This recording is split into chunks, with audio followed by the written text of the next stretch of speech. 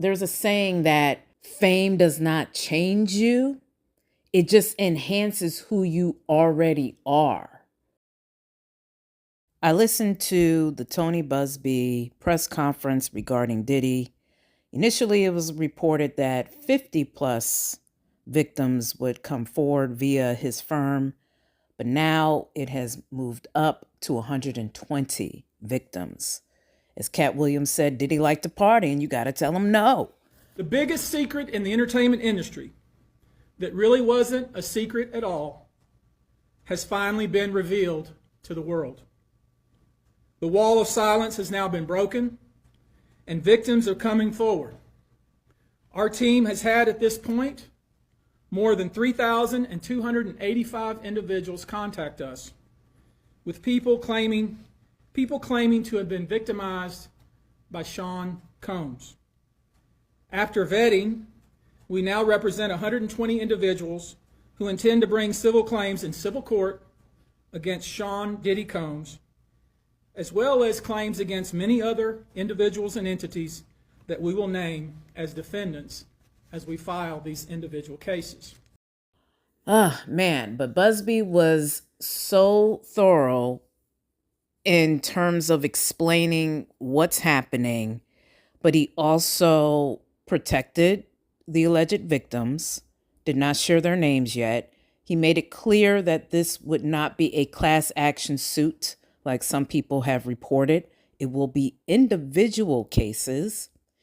He spoke on the data. He said, again, there were 120 victims. He said they are evenly split between male and female. So 60 men, 60 women. He said the majority of them are African American, about 62%, about a little over 30% are white, and the others are Asian or Hispanic. He said the youngest would be 9 years old, who would have experienced some type of SA. Some were 14 years old, some were 25 years old, etc. Many may have been, again, SA'd, not just by Diddy, but by other people who he said they are still investigating. But once they confirm those people, he said some of these people, he implied, are high profile and they will shock us. So that says something. He said corporations were involved, hotels were involved, banks were involved, pharmaceutical companies were involved. So this is, like the Southern District of New York has said, this is truly an enterprise. And this has been happening allegedly for decades, over 20 years, about 25 years, I think. And it's just mind-blowing. And even if just half of this is true, Diddy's behavior would be quite diabolical. Because I'll say that R. Kelly's case was awful, of course. Bill Cosby's case was awful. But Diddy's case is like if you put R. Kelly's case with Bill Cosby's case and said, let me make that even worse times 10. I mean, it just seems it's on just another level of just debauchery.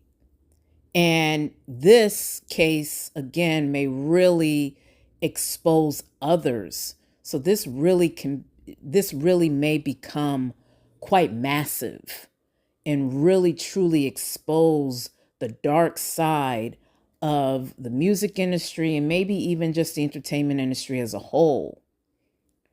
And Diddy may be the one to do this. And it's interesting. There's a saying that fame does not change you.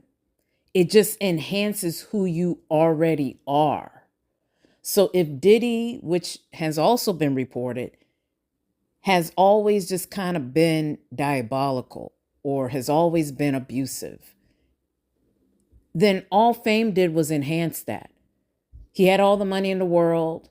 He had all the access in the world. And you're seeing what he did with it, if he in fact has this type of issue. And you're seeing how he used his fame and money. to allegedly abuse others and destroy their lives. I mean, Cassie has already spoken on this. We already saw the video of her. And now we're hearing about over 100 other people who have experienced some type of horror in Diddy's world. Now, I have to say, Diddy, again, maintains his innocence. He says he is being targeted by the feds, by all these lawyers. But man, this is absolutely awful. I hope it's actually not true, because you don't want to think that children would have been victims of this type of behavior. But if it is true, you want every single person or entity to face the consequences and for justice to prevail. But what are your thoughts on this? I'm Stacey Brewer, and this is H Blue's Word. Peace.